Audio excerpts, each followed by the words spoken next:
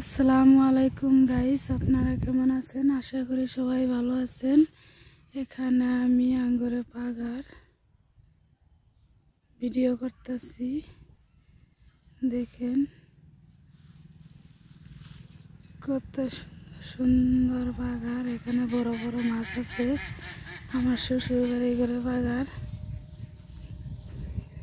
এইটা হইলো আমার চাচা শ্বশুরের বাগার। এখন সরাসরি আমরা যাব আঙ্গুর বাগান আরে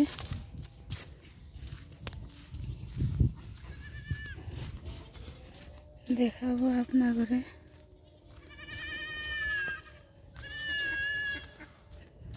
দেখেন বাগানের কাছে কত সুন্দর মজার গাছ, আম গাছ, কালা জামু গাছ।